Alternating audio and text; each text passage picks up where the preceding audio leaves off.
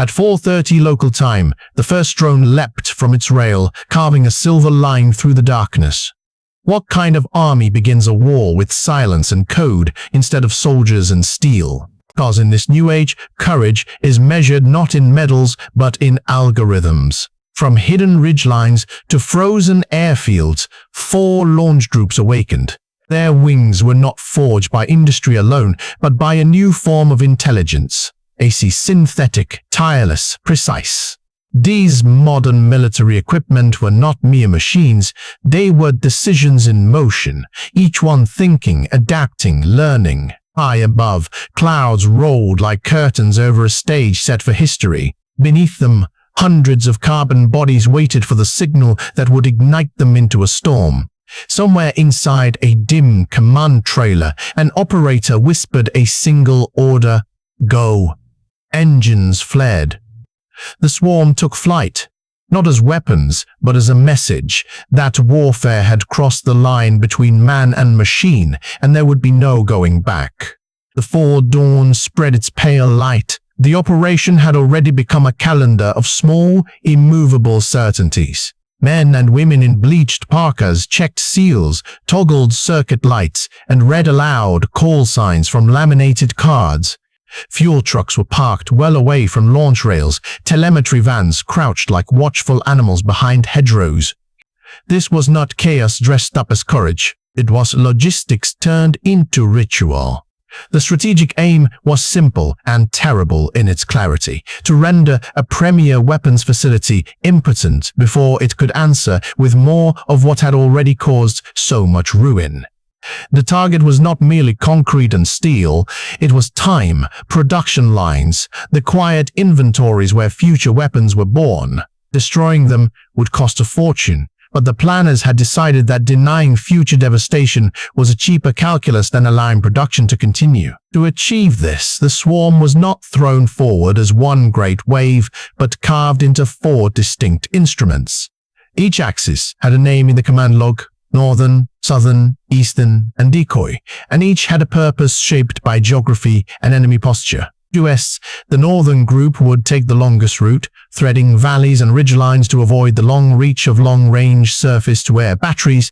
The Southern group would accept an electronic gauntlet and rely on optical navigation to trace roads and railways like breadcrumbs. The Eastern group would be the bait for interceptors, designed to bleed missiles and fuel, and the decoy group would climb high, flashing illusions to pull the eye and the teeth of the defense away from the true approach. At the heart of all of this lay a decision engine called Skynode S. It did not sleep, it did not grieve, and it did not hesitate. It made choices across thousands of flying bodies in milliseconds. The drones themselves, the AN-196 airframes, were light, composite birds of carbon and foam that presented the world with the signature of wildlife rather than armor. That mismatch of expectation was as much a weapon as the warhead in their bellies. Commanders argued in quiet tones about attrition rates and moral weight. One senior planner folded his hands and said plainly that they were trading a fleet of hundreds of small machines for the silence of a front that might otherwise never be silent again. Outside, the dawn sharpened on the horizon and the rails warmed under a awakening sun. At 5:58, the Northern force crossed the invisible threshold of the frontier. Below them, the forests lay frozen in ribbons of mist. Above, the sky shimmered with the faint glow of a false dawn. 95 drones moved as one organism, each guided by invisible threads of data. Their mission: carve a path through the longest corridor of enemy defenses and live long enough to open the way for the rest. The Skynode S system whispered across the swarm, aligning every craft to the curve of the terrain. Hills rose and fell like waves, and the drones hugged each contour so tightly that their shadows barely existed. When the first emissions from the 92 N6E engagement radar swept across the sky, the AI translated the signal into geometry. It understood range, angle, pulse pattern end, and it understood fear, not in the human sense, but as probability. Instantly, the formation adjusted altitude by mere meters, sliding beneath the detection envelope. On the radar screens far to the north, Russian operators frowned. The echoes that returned looked like birds, large perhaps but inconsistent, fading in and out. They launched 2 interceptors anyway, streaks of light vanishing into the haze. For a few seconds the operators held their breath, then the returns scattered again, unbroken. Somewhere in that confusion, a technician muttered that the system was hallucinating. 12 drones were lost, not to fire, but to the landscape itself. One clipped a ridge in crosswind, another vanished when a frozen river threw back a false reflection. Yet for the remaining 83, survival was no miracle. It was design. Their carbon fiber skins reflected radar like bark. Their AI navigated valleys by memory, and each machine shared its learning before it died. When one fell, the rest inherited its eyes. By 6:08, the Northern Force had passed beyond the reach of the S-400. Their telemetry blinked steady green across the board. In a quiet trailer miles away, an operator allowed himself the smallest of smiles and poured another cup of coffee. On his screen, the swarm looked like a school of fish gliding through data sea. Calm, deliberate, unstoppable. The first curtain had lifted, and the play had only begun. At 6:10, the Southern Force rose into a wall of invisible noise. For 200 kilometers, the air shimmered with electromagnetic fog, aka a corridor of pure silence where satellites could no longer speak. Every navigation channel was blanketed by static, every GPS pulse was crushed by the weight of jamming. In that man-made darkness, 85 drones flew blind. Skynode S, the unseen commander, adjusted. Without satellite reference, it switched to its secondary senses, the Langras eyes. Each drone's optical array locked onto the black line of the M4 highway below, tracing the serpentine path of asphalt as if following a vein of light. They compared each curve, each junction, with stored satellite imagery, building a living map in real time. Cameras blinked, shutters clicked, and data whispered from one craft to another. Where human pilots would see chaos, the swarm saw pattern.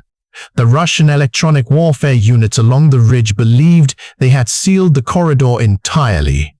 They broadcast jamming waves at 500 watts, confident that no signal could survive. Yet, as they watched their monitors, the blips kept moving. The officer in charge assumed it was an echo, a ghost of old transmissions, and turned away. Behind him, the ghosts were real. Several drones faltered under the strain of the compressed launch schedule, bearings overheated, rotors fractured. 8 fell into the snow without fire or smoke, their quiet sacrifice forming stepping stones for the rest. The survivors tightened formation, adjusting spacing by centimeters. To an outside observer, they were merely dots in fog. To each other, they were an orchestra, guided by rhythm rather than sight. It was here that these modern military equipment proved their true worth. They were not simply hardware, they were adaptive minds. Each loss refined the algorithm. Each obstacle became a new parameter. The AI did not panic, it learned. When it met a dead signal, it listened to the wind instead, reading air pressure and temperature as cues. By 6:40, the southern horizon glowed faintly ahead. The swarm had emerged from the jamming field almost untouched. Behind them, the silence they left was not the silence of defeat, but of disbelief. A first hint that technology had begun to outthink the very systems built to contain it. At 6:15, from the grey apron of Bard Air Base, 4 Su-35 fighters tore into the morning like hunting shadows. Their pilots strapped in old instincts and new dread. They had trained for dogfights and high-value intercepts, not for a reign of small, agile machines that behaved like wind and thought like a mine. 12 R-77 missiles sat under each wing, heavy, expensive, designed to punish aircraft of caliber, and each carried the promise of a costly answer. The Eastern planners had expected this. Send a hunting party, force the defender to bleed ordnance and hours of fuel. It was attrition in arithmetic, a machine that cost in the tens of thousands versus a missile that cost in the millions. For every drone destroyed, the ledger read like a small victory that bankrolled the other side's recovery. The numbers were stark and deliberate. The pilots knew the ledger as well as anyone. 25 million rubles for a single Seeker missile against 200,000 rubles for a drone. The calculus was brutal and clear. The fighters split into pairs and carved two hunting arcs. The first sweep found nothing but a trick of returns. Geo! Tiny, transient signatures that vanished as quickly as they appeared. The radar, built for the heavy and the loud, struggled with what looked suspiciously like birds. One pilot, low on patience and high on training, pushed his machine down to 1,000 meters, trading the safety of altitude for the sliver of visibility under cloud cover. Ground fire became an acceptable risk when the choice was miss the target or deny the enemy the sky. When the radar finally locked onto a cluster, the theater ignited. Missiles screamed free, leaving blue trails against the silver. One by one, the R-77s found chances. A drone burst into flame and dissolved into a small, bright blossom. But the cost tallied quickly. 32 missiles were launched, and only 15 drones were accounted for. Fuel gauges blinked nervously on return. The fighters limped home, their mission unfinished and their tanks lighter, their pilots quieter. It was a victory that tasted of iron. The Eastern Force pressed on with 65 survivors. The tally of loss weighed against the strategic gain. The planners had expected to trade hardware for time, and they had succeeded. But the pilots returned with a new, stubborn lesson. In this age, economy matters as much as firepower. The skies had become a market, as well as a battlefield, and every expenditure counted. At 6:22, the sky above the southern ridges shimmered as 80 older drones clawed upward through the thinning cloud. They were relics and modified civilian units, stripped of pride and stuffed with crude reflectors and false beacons. They knew, if machines could know, that none of them would come home. Their purpose was simpler and crueler to be seen. As they climbed past 5,000 meters, a transformation unfolded across the Russian air defense grid. One moment the scopes were quiet, the next they bloomed with light. Every radar from the western frontier to the central command flickered with incoming markers. The illusion was perfect. They saw high-speed signatures resembling cruise missiles, shaped by deliberate frequency echoes. Operators shouted coordinates, phones rang, and commanders demanded confirmation that the sky itself was not lying. For 8 minutes, the world of signals became theater. Fighter squadrons scrambled from bases hundreds of kilometers apart, chasing phantoms across their own horizon. Surface-to-air batteries pivoted like blind giants, locking onto images that did not exist. 12 real aircraft rose from Leipzig airfield, their pilots convinced they were intercepting a genuine spear aimed at Moscow. Even orbital surveillance tilted its lenses to confirm what was never there. Inside the Ukrainian command trailer, the screens told a quieter story. The decoys' telemetry winked out one by one. Tiny red crosses blooming on the map. No one spoke. Every loss was expected, calculated, almost sacred. Their sacrifice was the shield behind which the real spear moved unnoticed. By 6:30, the last decoy burned out in a contrail of light. 80 gone, but time purchased 8 glorious minutes where the entire Russian air defense network had turned its eyes elsewhere. The noise of pursuit had masked the silence of the true advance. When the debris fell, the sky was once again empty, and through that emptiness, 3 unseen formations pressed forward, cold, precise, and unseen by anything still living. By 7:25, the choreography had become indistinguishable from momentum. The survivors of the northern, southern, and eastern axes slid into formation across a basin of early light, 83, 78, 65, a loose constellation converging into a single, terrible fleet of 226. They did not arrive as a single wave, but as a living tide, folding into one another with the quiet precision of practiced hands. Timing was everything. Skynode S, the mind threaded through every bird, staggered the approach in 90-second beats. 40 craft would arrive first as an opening stanza. Behind them, successive waves would press the tempo until the defenders could no longer hope to reassign sensors and missiles fast enough. Each interval was a small lesson in probability. When the defender fires, the swarm reads the pattern. When the defender reloads, the swarm exploits the hole. On the ground, the alert consoles screamed. The 6 Panzer S1 batteries guarding the facility became islands of frantic calculation, their operators buried beneath multiplying tracks and alarm tones. The visual displays, once neat, now resembled a starfield gone wrong. Symbols spawned faster than any human could reliably prioritize. "We can engage 4 at a time," muttered one operator to himself, watching the count climb. Maths turned traitor.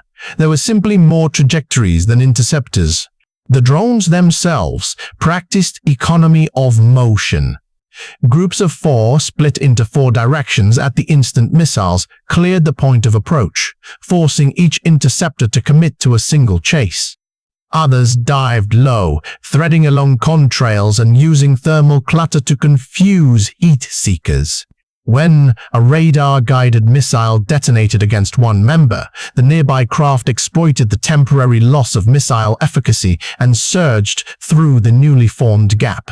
The distributed intelligence of Skynode S was not raw impulse but a conversation, encrypted and rapid, that shifted the swarm's center of gravity away from the defender's expectations. Here again, one could see why these modern military equipment cause such strategic discomfort.